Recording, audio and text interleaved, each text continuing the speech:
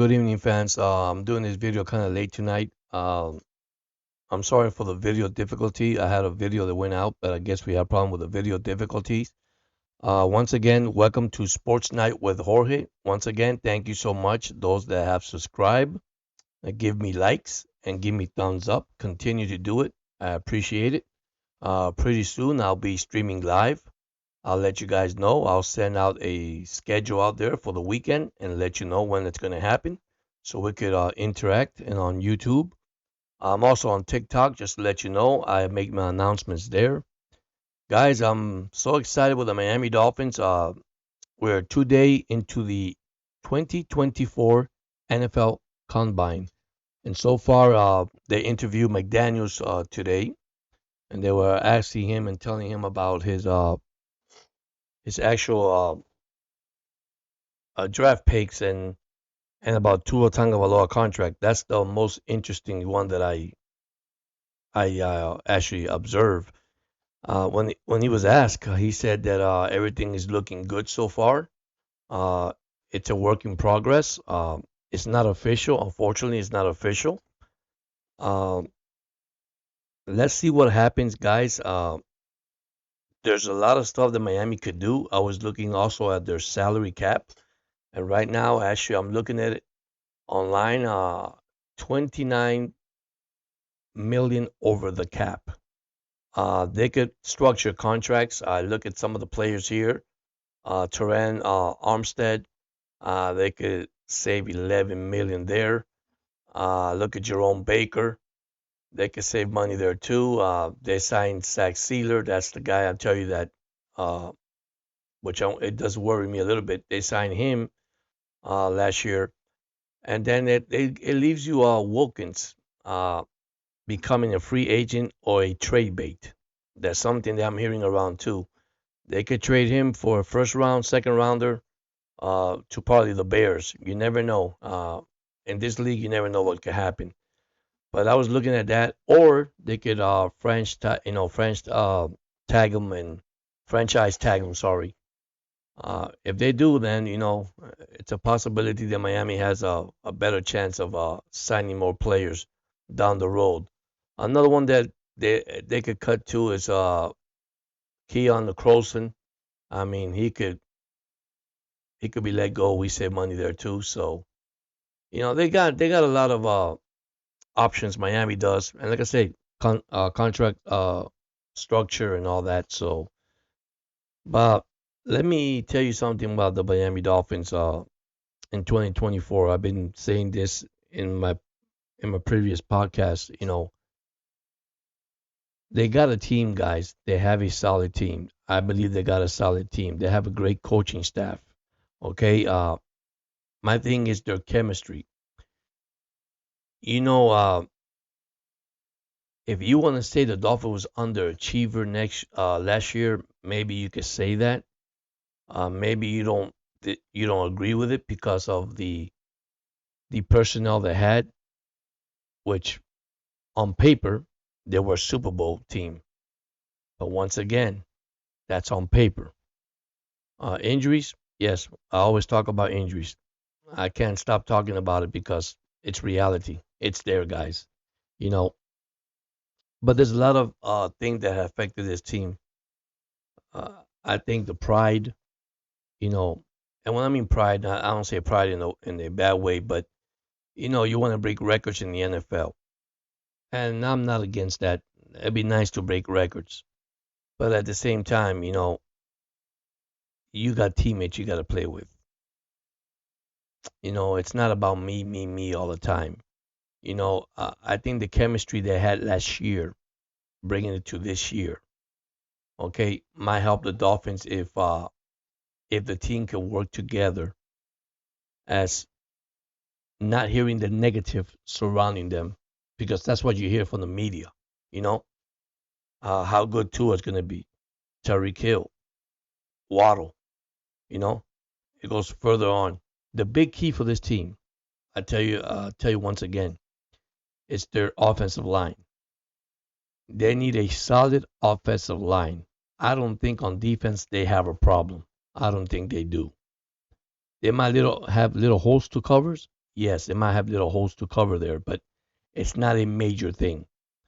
But their offensive line right now, it's the key factor of this football team. I expect Miami to make some trades. I expect Miami to go through free agency and see what they got out there. Okay. Once again, remember they could structure their contract. They could structure these players' contract. They could work around it. The only thing is that that window is closing pretty fast. March 13 is when I tell you the free agency hits of all the players that are out there. Also, remember 2 days prior to that, to the day of the free agency, no tampering. That's a key word. No tampering. Okay? Look what happened to the Dolphins. They got hit by the draft pick and they got fined and the owner was suspended. So there's something that when it comes to sports, it's called a unity. It's all the team united together as one.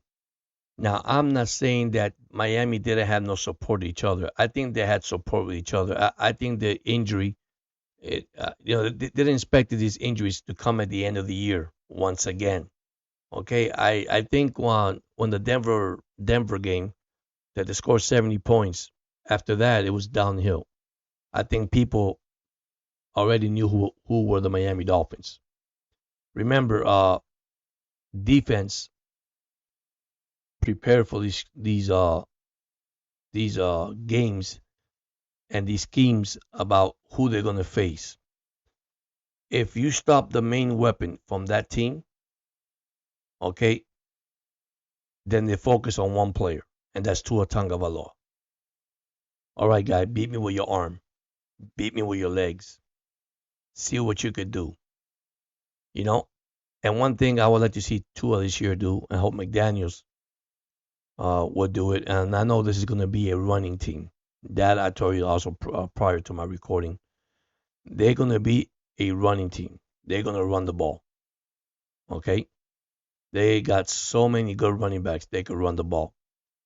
And for me, when you run the ball, what happens? You open the pass. This is where McDaniel, I think, for me, has to not go to the middle. Just try to go deep. Try to find the deep ball. Remember when they said Tua couldn't throw the deep ball and Tyreek Hill stopped that critic? That's one thing I want to see from this team. Okay? Now, it's going to happen. I don't know. I know Miami has a scheme that they're going to build around the players, especially those that come in new, with trades, with draft. Sometimes it's hard to put a rookie in there. That's why I don't like preseason. Preseason for me should be 4 games, not 3 games or 2 games, like the way they have it. I mean, you don't see much from these players. You don't get much opportunity, and they get cut. Okay, and this is the word I was trying to find last week: the practice squad. I disagree getting player from the practice squad because what good does it do from other teams? You need to train your people, get it right, and use what you got in your roster. Spending all this money out there. I'm not saying that there are good players out there. Don't get me wrong, they are. But you need to build around Tua Tagovailoa. And I know you're going to tell me, but they already built around him. Well, they got Waddle. They added Tariq Hill. Okay. They added Raheem Mostert. Okay. I understand that. But one thing that didn't work was the offensive line. When they added Teron into the team, okay, guys, we didn't have a good center. Your left guard, right guard. I mean, you got to look. You got to look at all this. Because this is going to be important when 2024 comes in. Tua, really, thank God that he played 17 games, led the league in passing, had a good rating of 91 point something, which is great. He was very healthy. Okay, and that's a blessing because of a guy that's gone through concussion and hip surgery. And he has overcome that. That's what I like about him. He is an overcomer. He has overcome all these critical injuries and people making criticizing the guy, and the media, and that's why it is. And he is so natural. He's just going to tell you how he feel, how he is, and that's great for the guy. Some media don't want to hear it. We got people that judge his Christianity. Who are we to judge? Who are we to judge? And that's another subject I'll talk about later on down the road. You have to understand these players, okay, are professional football players. They got a job to do, okay, and they have to execute in their job the same way we have to execute in our job when we go to work, okay. But I feel one thing, okay, if you don't give a player an opportunity from your roster, okay, because you have to give people opportunity, all right. You do, okay. They're gonna make mistakes. Yes, they're gonna make mistakes because nobody can learn the playbook. Okay, some people just don't have that knowledge to learn the playbook. Okay, so McDaniel hands is full this year. Okay, I'm gonna tell you the window, the door, what you want to call it, is closing down on the Dolphins. Okay, this is not a rebuilding team. This is 2024. Win it all, or you're out. Now, when I mean you're out, that doesn't mean that. Yeah, there'll be players that'll be gone. I understand that. But this is the window that, the same window they gave the 49ers to win the Super Bowl. And now they're, which I think every team's on the bind with this salary cap, It is so high. I mean, who can we keep? Who can we not keep? It's kind of difficult, guys. It's kind of difficult to play in the NFL. The only thing is you got structure, contract structure that help. Okay.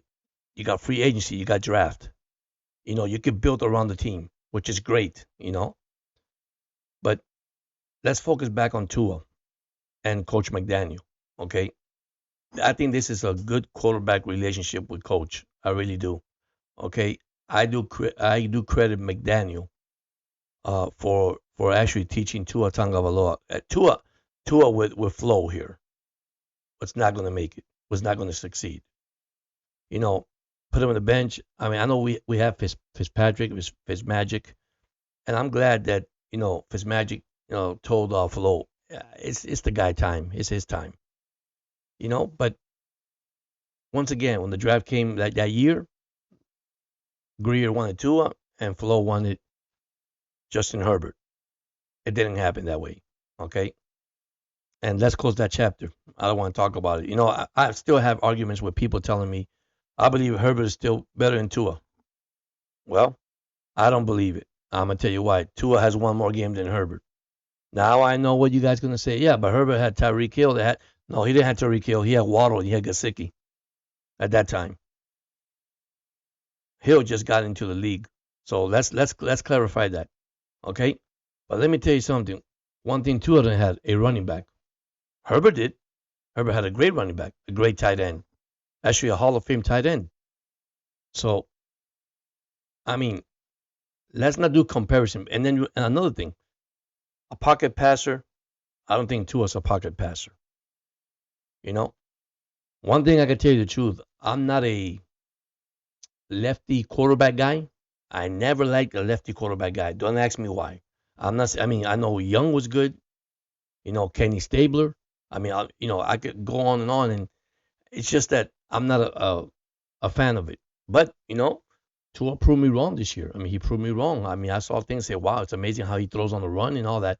I mean, he makes some beautiful throws, and you gotta give him credit, man. I mean, with the pressure that he's in, that he came in this league when people doubted him. I can name ESPN, I can name CBS Sports, I can name all these channels that say, man, I don't think Tua's going to play one game. If he plays 2-3 games this last season, he's lucky. But this concussion, well, the guy said he went jiu-jitsu, he went to get himself in shape, and man, he looked like a linebacker, to be honest with you, like a middle linebacker, shape himself up and all that. And look, I mean, he had a solid year, and you have to get credit what credit is due. So, but once again, now I'm gonna reflect myself to McDaniel. McDaniel has a second year, and I know that he said that their expectation was high last year. I imagine this year is going to be higher.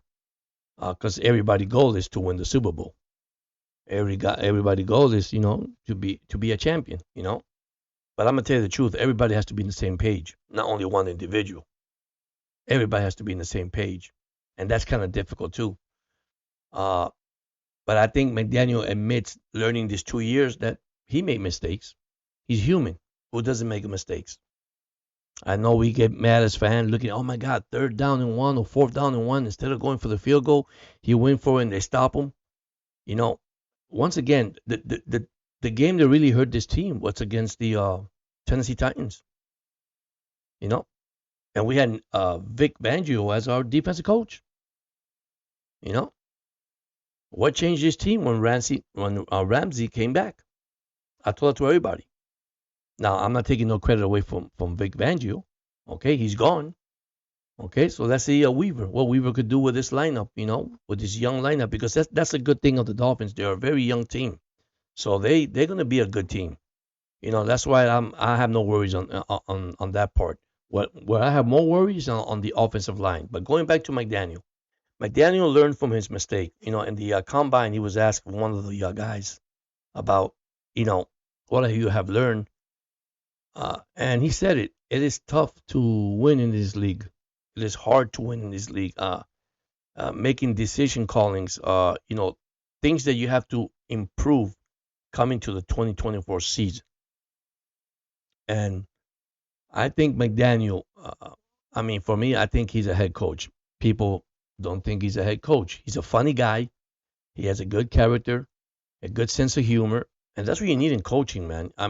I know some guys says, well, we need a tough guy to go out there and tell these guys what to do and yell in their face and grab their helmets and grab. Really? Really, guys? That is the most insane thing I ever heard. You rather play with a coach that's more elusive, okay, trust you on what you do, give you an opportunity, than the guy that rubs your face. Now, I'm not saying that sometimes, when the tough gets going, you got to do it. I understand that point of view also. Okay? But once again, we're grown men. This is professional football. And that's the case enjoying wrestling, which is fake anyhow, And I won't say it's fake. It's actually entertainment. I'll leave it like that. Some people get upset when I say fake. But it's actually entertainment. Same thing as in the NFL. It's entertainment. So, but once again, McDaniel, he knows that, he made some tough decisions last year. He needs to improve to make better decisions. He needs to have the players. One thing that killed Miami last year too was the penalties, the offsides. Like not lining up right on the offensive line. If you want to look at, there are stupid mistakes. You need to correct them. And that's something that really really hurt the Dolphins last year. And it's called discipline. And everybody's gonna say, man, they're gonna be more disciplined. But once again, this is the NFL, guys. This is the NFL. It is tough to win in the NFL. I gave all the credit to all these coaches in the league. Coaches and defensive coach, offensive coach. They're put in a position which is kind of difficult when you want to build a quarterback that doesn't play that scheme.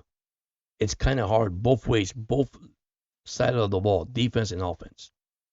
You can't put a guy that play cornerback as safety. You can't put a center to play a left guard. You can't put a quarterback to be a running back. Let's be honest, guys. Each of these players. Now you got players that has multiple positions that they have played, and that I understand. Okay, but you need to make this player a one-dimensional, like a one-dimensional team, a one-dimensional player. This is what you're good at, receiving. This is what you're good at running. So things like that it's what helps a team build that chemistry and make that team a better team. Okay? If the ship goes down, we all go down with it. Bottom line. It's not good when everything goes down and there's only one guy standing. That makes no sense. So that's why I believe the Miami Dolphins We'll have a great 2024 season. I'll tell the fans out there, man, get ready. It's going to be a good year. You know, uh, don't be surprised that we come out of the gate strong. Don't be surprised. Now, criticism, it's going to be there. I'm going to tell you right now, I'm not going to criticize anybody. I'm not going to, point fingers at anybody. I think it's time for the Dolphins to shut up and show up and show this league that we could play with anybody. That's another thing. They can't win. They can't beat any winning team. You know what? Every NFL game counts, regardless whether they're good or bad. If you beat a good team, hooray. If you lose to a bad team, my gosh, you're terrible. Okay, which one is it? Let's be honest. Okay, it's a 17-game season. Okay, you're healthy. Okay, you're hungry. You hit the field. You do your homework. And I'll see you next Sunday. That's how it goes. Okay? Sometimes the ball doesn't roll our way all the time. Okay? Now, I see defensive team win games. I see an offensive team win games. The most difficult thing that you could have as a combination, and New England Patriots could tell you this, a good defense, a good offense.